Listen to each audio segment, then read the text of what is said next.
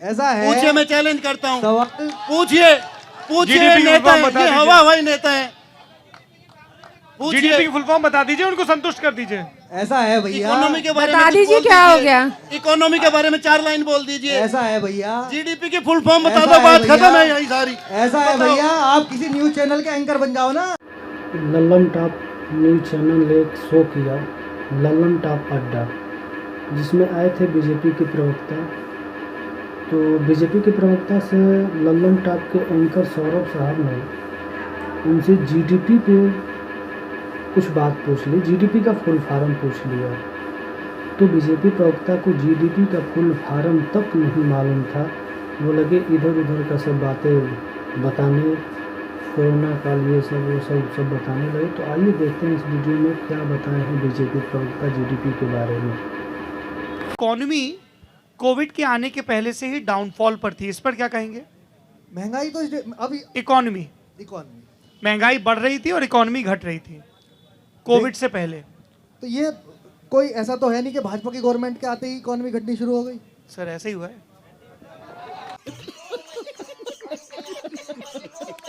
हाँ ऐसा ही हुआ है। 91 ऑनवर्ड्स इकोनॉमी ऐसे जा रही थी। अटल बिहारी वाजपेयी साहब रहे 98 से 2000 तक ऐसे गई। कई अर्थशास्त्री कहते हैं कि उस सरकार ने जो फाउंडेशन तैयार की उसका यूपीए 1 को भी फायदा मिला और कंटिन्यूटी रही। अकेली भारत की गई क्या? वो तो दुनिया के सभी देशों की इकोनॉमी डाउन, बहुत सारे देशों की इकोनॉमी डाउन होने का। नहीं सर, वो तो सब प्राइम क्राइसिस के दौरान हुआ था 2014 से एक। अरे मैं पूछ रहा हूं, एक तो सब सही पकड़े हैं। सबर नहीं। 2014 से 2020 के बीच लोगों ने कहा कि डिमोनेटाइजेशन की वजह से, आपकी पार्टी अब नाम भी नहीं लेती डिमोनेटाइजेशन का, बरसी भी नहीं मनाती है। आप लोग हर चीज का उत्सव मनाते हो, नोटबंदी का उत्सव नहीं मनाते हो। अभी 8 नवंबर को 5 साल हुए। नोटबंदी की वजह से, जीएसटी जैसे लागू है, इन सब की वजह से जीडीपी नीचे गई। तो इस पे क्या सफाई है? देखिए, अब तो कोरोना महामारी आ गई, अरे कोरोना के पहले ही जीडीपी नीचे जा रही थी। तो उसको जैसे ही सुधार करने का प्रयास कर रहे थे, कोरोना आ गया। अरे तो जब बिगड़ रही थी तब क्यों नहीं सुधार की? सौरभ जी, उसको सौरभ सुधारने जी, का हम लोग प्रयास कर रहे थे। सौरभ जी, चौधरी साहब। जीडीपी पे बात तो जब करेंगे, पहले जीडीपी की फुल फॉर्म पूछिए। ऐसा है। पूछिए, मैं चैलेंज करता हूँ। सवाल पूछिए, पूछिए GDP की नेता फुल फॉर्म है, बता ये दीजिए। हवा हवाई नेता है। साला ये दुख का खत्म नहीं होता बे। पूछिए, जीडीपी की फुल फॉर्म बता दीजिए, उनको संतुष्ट कर दीजिए। ऐसा है भैया। इकोनॉमी के बारे में बता कुछ दीजिए बोल क्या हो गया। इकोनॉमी के बारे में 4 लाइन बोल दीजिए। ऐसा है भैया। जीडीपी की फुल फॉर्म बता ऐसा दो, है बात भैया। खत्म है यही सारी। ऐसा है बताओ। भैया, आप किसी न्यूज चैनल के एंकर बन जाओ ना। अरे भैया, आप सौरभ जी को किसी पता है। न्यूज चैनल के मेरे एंकर बारे बन में जाओ। उनको पता है। आप किसी न्यूज चैनल के एंकर बन जाओ। ये देखिए, पब्लिक कह रही है जीडीपी की फुल फॉर्म बता दीजिए। आप बीजेपी के आप नेता, किसी आप न्यूज़ चैनल बीजेपी के के नेता एंकर हो, बन जाओ। आप बीजेपी के नेता हो ना। अरे बैठ जाइए, बैठ जाइए, बैठ जाइए। मुझे अपने घर जाना है। मुझे घर जाना है। क्या आप जीडीपी की फुल फॉर्म बताना चाहते हैं? अरे आएंगे आएंगे आएंगे आएंगे आएंगे। भाई साहब, ये लोग कह रहे हैं जीडीपी की फुल फॉर्म तो बता दो। कृषि कानून की इनसे आप तीनों हम पूछेंगे, उनसे पूछेंगे। पहले आप कैसे? पूछ लो इनसे। नहीं पहले नहीं, पहले सवाल आपकी तरफ आया पहले है। इनसे पूछ लो आप। एक सेकंड, अरे आप एक सेकंड। अरे गूगल मत करो। नहीं, मैं गूगल नहीं कर रहा।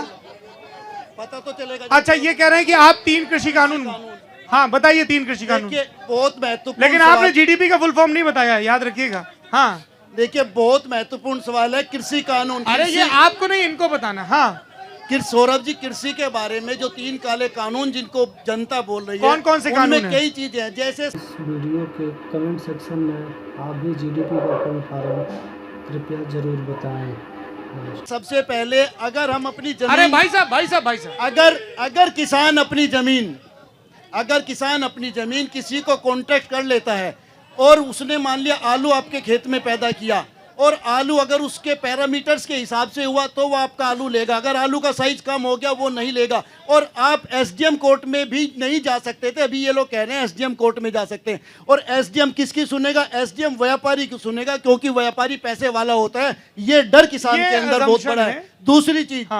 दूसरी चीज, अगर किसान किसी के साथ कॉन्ट्रैक्ट कर लेगा तो अरे किसानों अरे के भाई साहब, एक कॉन्ट्रैक्ट फार्मिंग हो गया, अगले 2 नहीं, कानून। उसमें और भी चीज है। मैं अरे आपको- वो इतना समय नहीं है ना। अगली चीज बता रहा हूं। अगले 2 कानून। झूठ बोल रहा है। शोधन भंडारण का नियम, ये नियम ये है कि पहले एक बड़ी लिस्ट थी जिन्स की जिनको आप स्टोरेज करने पर पाबंदी थी, लेकिन अब युद्ध और आपातकाल को छोड़ के इनमें से ज़्यादातर से वो पाबंदी हटा ली गई है।